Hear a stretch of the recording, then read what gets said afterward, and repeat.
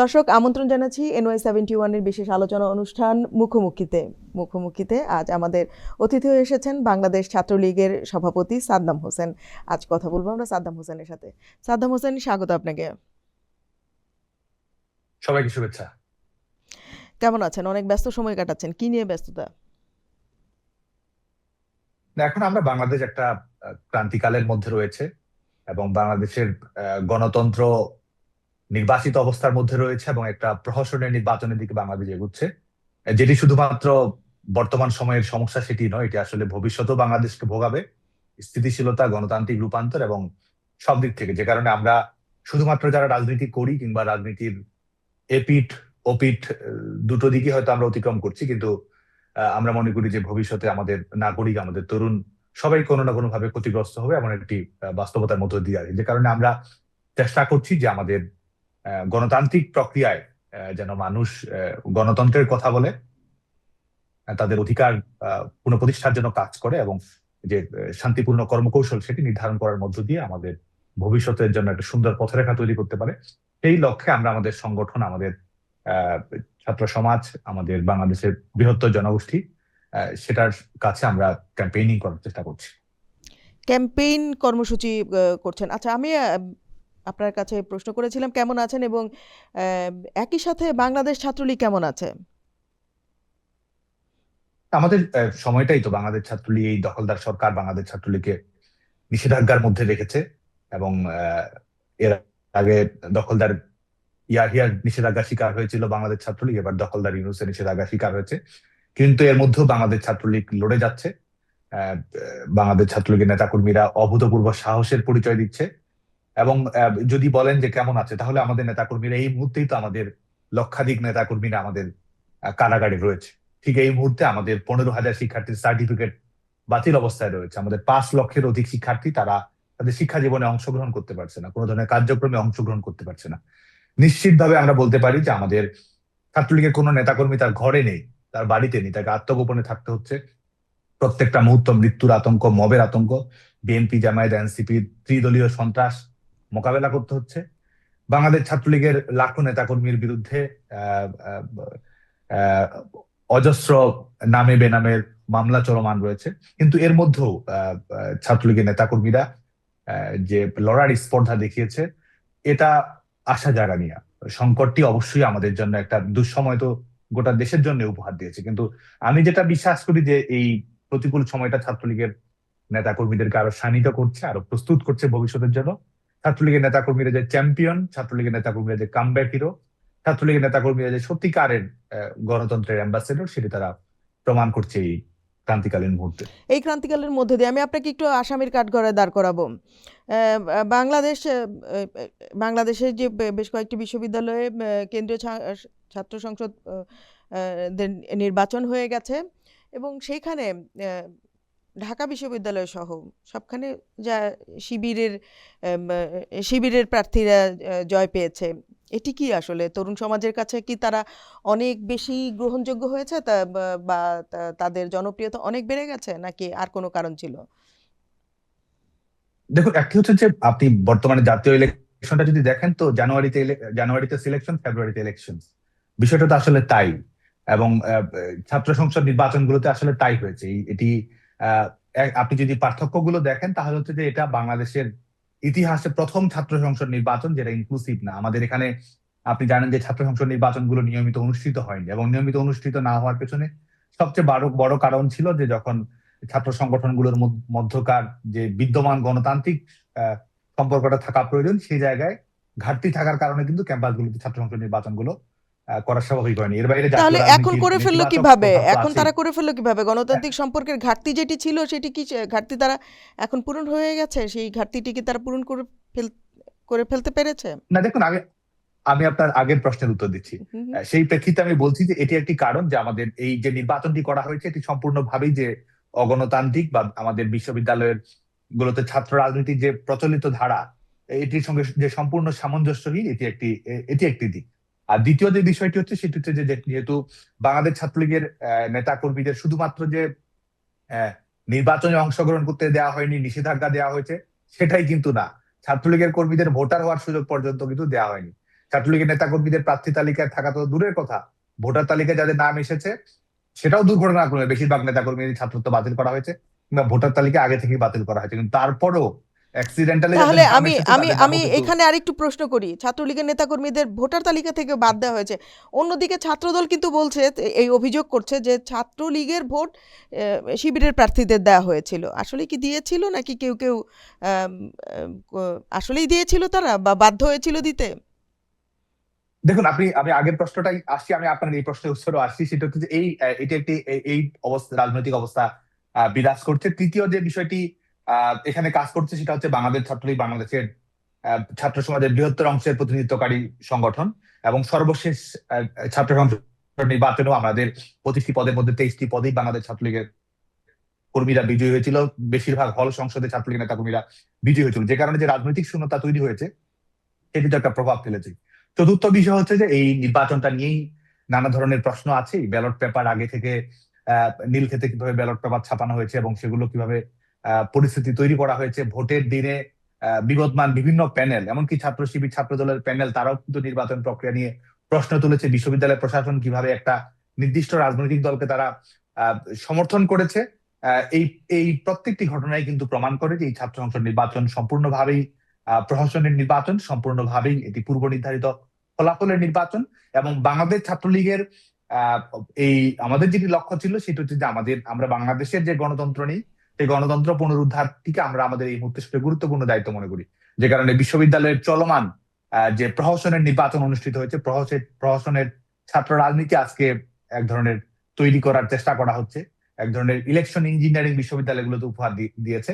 সে প্রক্রিয়া বাংলাদেশ ছাত্রলীগ কোনো অংশীদার হতে চায়নি, এবং সে কারণে এই নির্বাচন আসলে বাংলাদেশ ছাত্রলীগের এই বাংলাদেশ ছাত্রলীগের কাছে এই নির্বাচনে কোনো সাংগঠনিক কর্ম প্রক্রিয়ায় অংশগ্রহণ, সমর্থন কিংবা কারো পরোক্ষ সমর্থন কোনো কিছুর আসলে সুযোগ ছিল না। কিন্তু তারা তো নির্বাচিত হয়ে গেছে, এবং নির্বাচিত ভিপি এবং নির্বাচিত যে ভিপি ঢাকা বিশ্ববিদ্যালয়ের সাদিক কায়েম, সেও একসময় ছাত্রলীগের ছিল।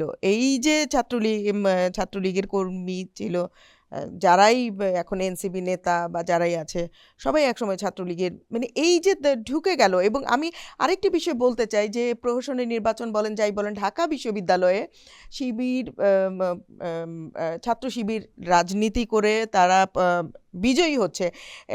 90-এর গণ অভ্যুত্থানের পরে, গণ আন্দোলনের পরে ধর্মভিত্তিক রাজনৈতিক সংগঠন বিশ্ববিদ্যালয়ে নিষিদ্ধ হয়েছিল। সেই জায়গায় আজকে ধর্মভিত্তিক ছাত্র সংগঠন শিবির নির্বাচিত হয়েছে। শুধু তাই নয়, একটি কালচারাল একটি পরিবর্তন কি হয়ে যায়নি গুণগত একটি ঢাকা বিশ্ববিদ্যালয়ের ছাত্রছাত্রীদের মধ্যে? এই জায়গায় কি ছাত্রলীগ দায় নেবে না যে ঢাকা বিশ্ববিদ্যালয়ে একটি কালচারাল পরিবর্তন কিন্তু হয়েছে? ঢাকা বিশ্ববিদ্যালয়ের সকল প্রোগ্রেসিভ আন্দোলনের সূতিকাগার, সেই জায়গায় ধর্মভিত্তিক ছাত্র সংগঠন প্রকাশ্যে সবটাই জোর ছিল, জনসমর্থনও ছিল। বিশ্ববিদ্যালয় এই রকম প্রতিক্রিয়াশীল দের জনসমর্থন কিভাবে হয়? এখানে কি ছাত্রলীগের দায় ছিল না? একটি হচ্ছে যে এই প্রহসনের নির্বাচন বিশ্ববিদ্যালয়ের শিক্ষার্থীদের সঠিক মতের প্রতিনিধিত্ব করে না। এই নির্বাচনটি যদি ইনক্লুসিভ হতো, এই নির্বাচনে যদি সকল রাজনৈতিক দলের ছাত্র সংগঠনের আমি অংশগ্রহণের আমি সুযোগ শুধু থাকতো। নির্বাচনের কথা বলছি না, সাদ্দাম। আমি জানতে চাচ্ছি যে একটি কালচারাল পরিবর্তন কিন্তু হয়েছে প্রতিক্রিয়াশীলদের পক্ষে। একেবারেই কেউ না, ঢাকা বিশ্ববিদ্যালয়ে কিন্তু একটা সমর্থন, শুধু ঢাকা বিশ্ববিদ্যালয় নয়, শিক্ষা প্রতিষ্ঠানগুলোতে একটি সমর্থন কিন্তু তাদের। আপনি একেবারে যদি মানে সেই মানে বিজয়ী হবার মতো না হলেও, আমি যদি ধরেও নেই, কিন্তু তারা কিন্তু সেই সমর্থন ঢাকা বিশ্ববিদ্যালয়গুলোতে তৈরি হয়েছে, যেখানে ঢাকা বিশ্ববিদ্যালয়ে একটি ঐতিহ্য ছিল সকল প্রগতিশীল আন্দোলনগুলো ঢাকা বিশ্ববিদ্যালয় থেকে শুরু হয়েছে। সেই জায়গায় এই যে প্রতিক্রিয়াশীলদের একটি উল্লম্ফন হলো ঢাকা বিশ্ববিদ্যালয়ে, আমি সাংস্কৃতিক যেই পরিবর্তনটা, যে রূপান্তরটা হয়েছে, সেই বিষয়ে জানতে চাচ্ছি। না, একটি হচ্ছে যে উগ্রবাদী রাজনীতির বাস্তবতা তো বাংলাদেশে আছে, প্রতিক্রিয়াশীল রাজনীতির বাস্তবতা আছে, এবং জুলাই আগস্টের পরে এই রাজনীতির বাম্পার ফলন হয়েছে, এবং এটা সম্পূর্ণভাবে স্টেট স্পন্সর্ড। এটা তো ভিন্নমত প্রকাশ করার কোনো কারণ নেই, কারণ এই বাস্তবতা তো আমরা দেখতে পাচ্ছি, এবং কিভাবে বিশ্ববিদ্যালয়গুলোকে জিম্মি করা হয়েছে, তরুণ প্রজন্মকে কিভাবে জিম্মি করা হয়েছে, এটি তো একটা বাস্তবতা, এটি তো অবশ্যই মোকাবেলা করতে হবে। এটার যে সাংস্কৃতিক ভাবে তারা আজকে দখল করার জায়গায় গেছে, এবং হুম হুম বিশ্ববিদ্যালয়গুলোর যে স্বকীয়তা ছিল, আহ, রাজনৈতিক দলমতের পার্থক্য ছিল, কিন্তু বিশ্ববিদ্যালয়গুলো সবসময় প্রগতির পক্ষ ছিল, আমি বিশ্ববিদ্যালয়গুলো সেই সবসময় কথাটি এক ধরনের বলছিলাম। ধর্মনিরপেক্ষ মানবিক মূল্যবোধের পক্ষে ছিল। সেই জায়গায় সেই জায়গাটিতে তো অবশ্যই আরো কাজ করার সুযোগ আছে। এবং জুলাই আগস্টের যে পরিবর্তিত যে বাস্তবতা, এই বাস্তবতায় তারাই তো আসলে রাষ্ট্রটা দখল করে আছে। এটা তো মুখোশ হচ্ছে যে একটা অন্তর্বর্তী সরকারের, কিন্তু এই সত্যিকারের মুখটা তো আসলে একটা জামায়াতি সরকারের। আরেকটি হচ্ছে যে এই নির্বাচনে আপনি দেখুন যে যারা গণতান্ত্রিক রাজনীতির প্রতিনিধিত্ব করে, যারা মুক্তিযুদ্ধকে ভালোবাসে কিংবা আধুনিক দৃষ্টিভঙ্গি পোষণ করে, মানবাধিকার ভিত্তিক রাজনীতিতে আহ বিশ্বাস রাখে, একটা উদার মূল্যবোধের রাজনীতি করে, তাদেরকে যখন আপনি ব্যালট বাক্সে রাখার সুযোগ দিবেন না, তাদেরকে যখন আপনি পছন্দ করার সুযোগটা আপনি রাখবেন না, তখন কিন্তু মানুষের সামনে আর বিকল্প থাকে না। যেটিও কিন্তু আসলে প্রভাব ফেলে যে এই উগ্রবাদী রাজনীতিগুলোর যে বিস্তৃতি ঘটছে, এটি তো শুধুমাত্র ছাত্র সংসদ নির্বাচন শুধু তাই নয়, আজকে যে বাংলাদেশে যে প্রশাসনের নির্বাচন অনুষ্ঠিত হচ্ছে, সেটিতে জামায়াতের যে আমরা তাণ্ডব দেখতে পাচ্ছি, জামায়াতের যে ক্ষমতার কাছাকাছি যাওয়ার মতো যেটি একসময় বাংলাদেশের মানুষের কাছে একটা দিবার স্বপ্ন ছিল, সেটি নিয়ে যে আলোচনা হচ্ছে, এটি এটি এটি এটি একটি দিক হচ্ছে যে প্রতিক্রিয়াশীল গোষ্ঠী তারা কর্মকাণ্ড এগিয়ে নিচ্ছে। আরেকটি হচ্ছে যে আমাদের আওয়ামী লীগের কার্যক্রম নিষিদ্ধ করা, বাংলাদেশ ছাত্রলীগকে নিষিদ্ধ করার মাধ্যমে বাংলাদেশের যে রাজনৈতিক ভারসাম্য ছিল, সেই রাজনৈতিক ভারসাম্যকে কিন্তু সম্পূর্ণভাবে ধ্বংস করে দেওয়া হয়েছে। সোশ্যাল ফ্যাব্রিক কিন্তু ধ্বংস করে দেওয়া হয়েছে। আজকে কিন্তু আজকে ধরুন যে একজন ছাত্রলীগের কর্মী নয়, ধরুন যে একজন আওয়ামী লীগের বরং বিরোধিতাকারী, সেও যদি আজকে মুক্তিযুদ্ধের কথা বলে, সেও যদি সরকারের এই দখলদার সরকারের বিরুদ্ধে কথা বলে, তারও কিন্তু আজকে এই যে ফ্যাসিবাদী রাষ্ট্র ব্যবস্থা বাংলাদেশে গড়ে উঠেছে, তারও কিন্তু নাগরিক অধিকার প্রয়োগের কোনো সুযোগ নেই, তারও কিন্তু বিশ্ববিদ্যালয়ে যাওয়ার কোনো সুযোগ নেই, তারও কিন্তু ঢাকা বিশ্ববিদ্যালয়ে গিয়ে ক্লাস পরীক্ষায় অংশগ্রহণ করবে, সেটি কোনো সুযোগ নেই। তো আমি মনে করি যে এটি একটি হচ্ছে যে উগ্রবাদী গোষ্ঠীর রাজনৈতিক চর্চা বেড়ে যাওয়া, এবং আন্তর্জাতিক সন্ত্রাসী সংগঠনগুলো, ধর্মীয় সংগঠনগুলো, সেটির সঙ্গে যোগসাজশ বেড়ে যাওয়া। তৃতীয়টি হচ্ছে যে রাষ্ট্রযন্ত্রকে এই যে এক ধরনের ইসলামো ফ্যাসিজমের রাজনীতির দিকে সরকারিভাবে পৃষ্ঠপোষকতা দেয়া।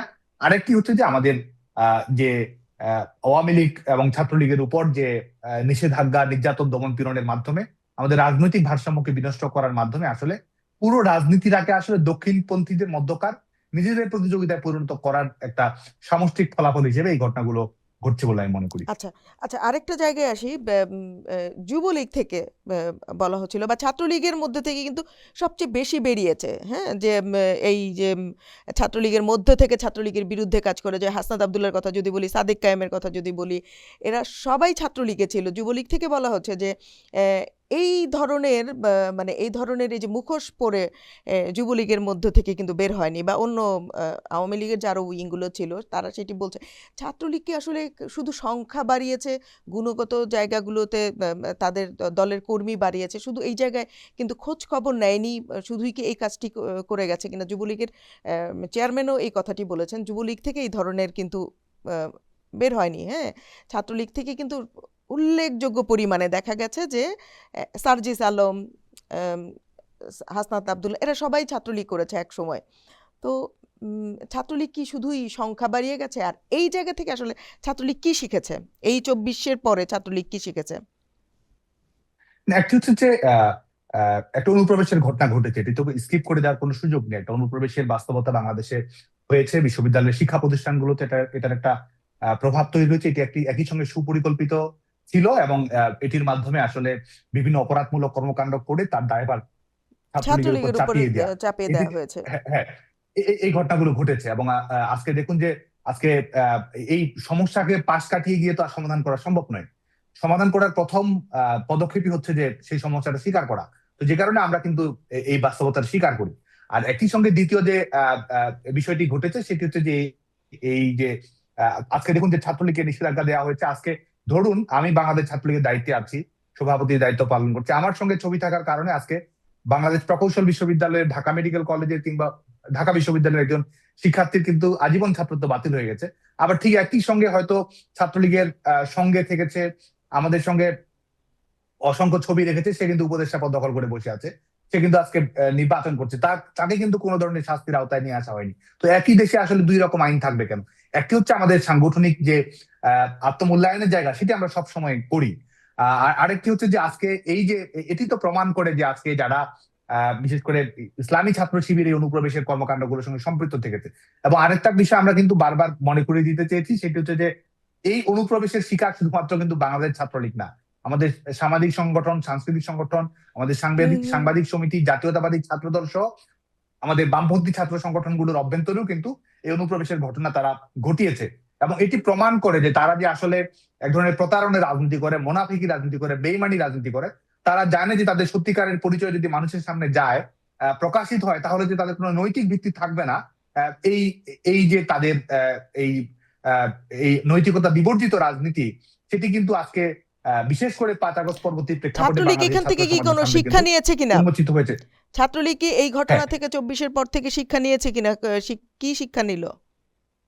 দেখুন, একটি হচ্ছে যে আমি শেষ করছি, একটি হচ্ছে যে এই বাস্তবতা আছে। দ্বিতীয় যে বিষয়টি সেটি হচ্ছে যে একই সঙ্গে বাংলাদেশ ছাত্রলীগের এই বাস্তবতা যেমন আছে, এই ঘটনাগুলো ঘটেছে, একই সঙ্গে বাংলাদেশ ছাত্রলীগের নেতাকর্মীরা সাংগঠনিক ভাবে আমি আর অনেক আরেকটু দৃঢ়। যোগ আমাদের করতে চাই, এরই মধ্যে যে এখনো এই যে প্রতারণার রাজনীতি যারা করেছে তারা যে এখনো সক্রিয় কিনা সেটিও কি আপনি বলতে পারবেন কিনা? এখনো আছে হ্যাঁ, কিনা? আমি আসছি সে আলোচনায়। দ্বিতীয় যে বিষয়টি বলা হয়েছে সেটি হচ্ছে যে বাংলাদেশ ছাত্রলীগের নেতাকর্মীরা এখনো একই সঙ্গে আদর্শিক বলে বলিয়ান। বাংলাদেশ ছাত্রলীগের নেতাকর্মীরা এখনো সেই নিজের জীবন বাজি রেখে গণতন্ত্রের জন্য লড়াই করতে পারে, সার্টিফিকেট হারিয়েও বাংলাদেশের বার্থ সার্টিফিকেট জন্য লড়াই করতে পারে, কারাগারে গিয়েও গোটা দেশকে মুক্ত করার জন্য সংগ্রাম করতে পারে। তারা তাদের তাদের শিক্ষা প্রতিষ্ঠান থেকে যখন তাদেরকে শিক্ষার অধিকার থেকে বঞ্চিত করা হয়, তখন তারা মানুষের অধিকারের জন্য লড়াই করতে পারে। বা আমাদের ছাত্রলীগের নেতাকর্মীরা একই সঙ্গে যে তারা আদর্শিক বলে বলিয়ান, নৈতিকতার প্রশ্নে আপোষহীন, তার প্রমাণ কিন্তু ৫ আগস্টের পরে বাংলাদেশের রাজপথ সেই কথাই বলবে। বাংলাদেশ ছাত্রলীগের নেতাকর্মীরাই কিন্তু আমাদের গণতান্ত্রিক সংগ্রামকে শক্তিশালী করেছে। বাংলাদেশ ছাত্রলীগের কর্মীরাই কিন্তু এই গণতন্ত্রের বার্তা, মুক্তির বার্তা মানুষের কাছে নিয়ে গেছে। আজকে কিন্তু আমাদের হাজার নেতাকর্মী আমাদের স্লোগান মুখরিত করেছে রাজপথ। যখন আমাদের একটা দম বন্ধ করা পরিবেশ, যখন যখন দেখা মাত্র গুলি করে দেওয়ার বাংলাদেশ তৈরি হয়েছে, তখন ছাত্রলীগের নেতাকর্মীরা কিন্তু বুক চিতিয়ে লড়াই করেছে। যে কারণে বাংলাদেশ ছাত্রলীগের নেতাকর্মীদের, সাধারণ কর্মীদের, আমাদের সাংগঠনিক কর্ম প্রক্রিয়ায় যারা রয়েছে, তারা কিন্তু একই সঙ্গে সেই সেই পরীক্ষায় প্রমাণিত হয়েছে। তারা নিজেদেরকে সেটি, এবং তারাই যে আগামী দিনের এই গণতান্ত্রিক সংগ্রামে সত্যিকারের নেতৃত্ব দেবে, সেটি তারা, আমি বিশ্বাস করি, সেটি করছে, সেটি তারা প্রমাণিত করবে। এবং সে কারণে ছাত্রলীগ সত্যিকার অর্থে বিজয়ীদের সংগঠন, এবং ইতিহাসের বাঁকে বাঁকে সেটা প্রমাণিত হয়েছে। ইতিহাসের নির্ধারকও বাংলাদেশ ছাত্রলীগ থাকবে। বাংলাদেশ ছাত্রলীগের কর্মীরাই আমাদের অবরুদ্ধ গণতন্ত্রকে মুক্ত করবে। বাংলাদেশ ছাত্রলীগের কর্মীরাই দখলদারের বিদায় ঘটিয়ে আবারও বাংলাদেশে একটা অন্তর্ভুক্তিমূলক গণতান্ত্রিক রাজনীতি বাংলাদেশে তৈরি করবে। এবং এটির মাধ্যমে প্রমাণিত হবে যে আমরা আমাদের যে রাজনৈতিক দায়িত্ব রয়েছে, সেই দায়িত্ব পালনে বাংলাদেশ ছাত্রলীগ কখনো পিছপা হয় না। আর ৫ই আগস্টের পরবর্তী বাস্তবতাতেও অবশ্যই এটি আমরা সবসময় সচেতন থাকার চেষ্টা করি যে এই যেহেতু একটা হচ্ছে অভিজ্ঞতা আছে, দ্বিতীয় হচ্ছে যে অনেকগুলো প্রমাণ সাপেক্ষ ঘটনা আছে, এবং আপনি সুস্পষ্টভাবে এটি অবশ্যই দৃঢ়তার সঙ্গে আপনিও বলেছেন। এবং বিশেষ করে এই জুলাই আগস্টে আমরা দেখেছি যে বিভিন্ন ধরনের শিক্ষার্থীদের, এমনকি নারী শিক্ষার্থীদের উপরে আক্রমণের ঘটনা ঘটেছে। পরবর্তীতে আমরা দেখেছি তারা ছাত্র শিবিরের রাজনীতির সঙ্গে সম্পৃক্ত আছে, ছাত্র দলের রাজনীতির সঙ্গে সম্পৃক্ত আছে। আজকে কিন্তু এই যে অভিজ্ঞতা হয়েছে, অভিজ্ঞতা বাংলাদেশের ছাত্র সমাজকে যেমন সচেতন হতে সহযোগিতা করেছে, একই সঙ্গে আমি মনে করি যে বাংলাদেশ ছাত্রলীগও আমাদের যে স্ক্রিনিং প্রসেসটি আধুনিক করা, আমাদের নেতাকর্মীদেরকে আরো সামাজিক, সাংস্কৃতিক ভাবে, রাজনৈতিক ভাবে আরো দৃঢ় করে গড়ে তোলা, আমাদের সাংগঠনিক কর্মবিন্যাসকে আরো আধুনিক করে গড়ে তোলা, সেই লক্ষ্যে আমরা কাজ করছি। এবং আমরা বিশ্বাস করি যে আমাদের অতীতের ভুল ত্রুটি, সীমাবদ্ধতা এগুলো অতিক্রম করেই বাংলাদেশ ছাত্রলীগ যেভাবে রাজপথে চ্যাম্পিয়নের ভূমিকায় রয়েছে, সেই চ্যাম্পিয়নের ভূমিকায় ছাত্রলীগ থাকবে। আরেকটি বিষয় জানতে চাই যে সমমনা আরও তো প্রগতিশীল ছাত্র সংগঠন আছে, তাদের সাথে কি আপনারা এই যুগপৎ কর্মসূচি বা এই যে প্রতিক্রিয়াশীলতাকে রুখে দাঁড়ানোর জন্য আপনারা কি সেই রকম কোনো কর্মসূচিতে যাবেন কিনা বা ইতোমধ্যেই শুরু করেছেন কিনা? হ্যাঁ, আমাদের সঙ্গে এক ধরনের তাদের আলাপ আলোচনা, যুগপৎ কর্মসূচি দেওয়া, কিছু কর্মসূচি ঘোষণা করা, সেটি আছে। কারণ বর্তমানে আজকে দেখুন যে প্রহসনের যে নির্বাচনের দিকে বাংলাদেশ এগোচ্ছে, শুধুমাত্র তো বাংলাদেশ আওয়ামী লীগকে নির্বাচনের বাইরে রাখা হয়নি। এখানে জাতীয় পার্টিকে নামমাত্র নির্বাচনে অংশগ্রহণ করার সুযোগ দেওয়া হয়েছে। আমাদের ওয়ার্কার্স পার্টি থেকে শুরু করে জাসদ সহ 14 দলীয় জোটের অংশীদার যেসব রাজনৈতিক দল ছিল, তারাও কিন্তু আজকে রাজনৈতিক প্রহসনের নির্বাচনের বাইরে রাখা হয়েছে। একই সঙ্গে বিশ্ববিদ্যালয়গুলোতে কিন্তু তাদের যে স্বাভাবিক ছাত্র রাজনীতির অধিকার, সেটি থেকেও কিন্তু তাদেরকে বঞ্চিত করা হচ্ছে। যে কারণে আমাদের সকল পর্যায়ের নেতৃত্বের সঙ্গে আমরা আমাদের জোরালো যোগাযোগ রয়েছে, আমরা যুগপৎ কৌশলগত বিভিন্ন ধরনের কর্মসূচি ঘোষণা করি, সোশ্যাল মিডিয়া ক্যাম্পেইন থেকে শুরু করে সার্বিক বিষয়ে আমাদের নিজস্ব মতামত রয়েছে, পর্যালোচনা রয়েছে, ঐক্যবদ্ধ অবস্থান রয়েছে, এবং আমরা এক ধরনের গণতন্ত্র পুনরুদ্ধারের জন্য একটা বৃহত্তর একটা ঐক্য যেন গড়ে তোলা যায়, আমরা সেই লক্ষ্যে আসলে কাজ করছি। আর সবশেষ প্রশ্নটি করতে চাই, আজকে সজীবদের জয় লাইভে কথা বলেছেন, তিনি আসলে আমি পুরো লাইভটি দেখবার সুযোগ হয়নি, কি বলেছেন? নির্বাচন নিয়ে নিশ্চয়ই কথা বলেছেন, আর হচ্ছে ছাত্রলীগের উদ্দেশ্যে কোনো বক্তব্য ছিল কিনা? দেখুন, তার এই বক্তব্যটি আসলে আপনি জানেন যে একটি বইয়ের, ইনশাআল্লাহ বাংলাদেশ শীর্ষ একটি বইয়ের অনুষ্ঠানে আলোচনা। তিনি আসলে একই সঙ্গে ইন্টারন্যাশনাল কমিউনিটি এবং বাংলাদেশের জনগণকে সেটি আহ্বান জানিয়েছেন, এবং তিনি অসাধারণ সুন্দরভাবে, অত্যন্ত বলিষ্ঠ ভাষায়, প্রাঞ্জল ভাবে তিনি তুলে ধরেছেন যে এই নির্বাচনটি যে একটি সাধারণ নির্বাচন হতে যাচ্ছে। এটি এমন একটি নির্বাচন যে নির্বাচনের ফলাফল আসলে আগে থেকে নির্ধারিত, যে এই নির্বাচন আসলে জনগণের ভোটের মাধ্যমে, রায়ের মাধ্যমে নির্ধারিত হচ্ছে না, এটি যে নেগোসিয়েশনের মাধ্যমে তৈরি হচ্ছে, ব্যাকডোর ডিলিং এর মাধ্যমে তৈরি হচ্ছে, সেই কথাই বলা হয়েছে। এবং তার গণতান্ত্রিক দৃষ্টিভঙ্গি আপনি দেখুন যে সজীব ওয়াজেদ জয় দৃঢ়তার সঙ্গে বলেছেন যে বাংলাদেশে শুধুমাত্র তো আওয়ামী লীগের নেতাকর্মীরা নয়, সাধারণ মানুষের তো অধিকার আছে আওয়ামী লীগের বিপক্ষেও ভোট দেওয়ার, এবং সেটি নির্বাচনের মাধ্যমে প্রমাণিত হোক যে আওয়ামী লীগকে জনগণ চায় কি না চায়, আওয়ামী লীগের পক্ষে যেমন ভোট দিতে পারে, বিপক্ষেও ভোট দিতে পারে। এই যে গণতান্ত্রিক দৃষ্টিভঙ্গি এবং ভবিষ্যতের বার্তা, এটা আমাদের তরুণ প্রজন্মের জন্য আশার জায়গা নিয়ে। আরেকটি হচ্ছে তিনি বাংলাদেশের সাধারণ মানুষকে, শুধুমাত্র আওয়ামী লীগের নেতাকর্মীদের উদ্দেশ্যে নয়, সকল পর্যায়ে সাধারণ মানুষকে তিনি আহ্বান জানিয়েছেন যে এই প্রহসনের নির্বাচনের অংশীদার যেন কেউ না হয়। এটি এই এবং এবং সুস্পষ্টভাবে তিনি বলেছেন যে এই নির্বাচন আমাদের ডেমোক্রেটিক ট্রানজিশন ঘটাবে না, এই নির্বাচন আমাদের সাংবিধানিক সুরক্ষা তৈরি করবে না, এবং এই নির্বাচন ভবিষ্যতের স্থিতিশীল বাংলাদেশও আসলে তৈরি করবে না। যে কারণে, এবং একই সঙ্গে আপনি দেখুন যে তিনি আহ্বান জানিয়েছেন মানুষ যেন বয়কট করে, মানুষ যেন এই প্রহসনের ভোটের অংশীদার না হয়, মানুষ যেন জাল ভোট, ভুয়া ভোট না দিতে যায়, সেই লক্ষ্যে তিনি আহ্বান জানিয়েছেন। এবং আমরা যদি পার্থক্যটা দেখি বাংলাদেশের রাজনীতির বাস্তবতায়, 2014 সালে আমরা দেখেছি গোটা দেশকে বার্ন ইউনিটে পরিণত করা হয়েছিল, বাস পুড়িয়ে দেওয়া হয়েছিল, সরকারি ভবনে আগুন দিয়েছিল, সহস্রাধিক মানুষকে কিন্তু কিন্তু পুড়িয়ে মারা হয়েছিল বিএনপি জামায়াতের অগ্নি সন্ত্রাসের মাধ্যমে। বিপরীতে আওয়ামী লীগ কিন্তু জনগণের কাছে দাবি জানাচ্ছে, অসহযোগের দাবি জানাচ্ছে, তাদের গণতান্ত্রিক কর্মকৌশলের আহ্বান জানাচ্ছে, এবং মানুষের যে নৈতিক শক্তি আছে, বয়কটের শক্তি আছে,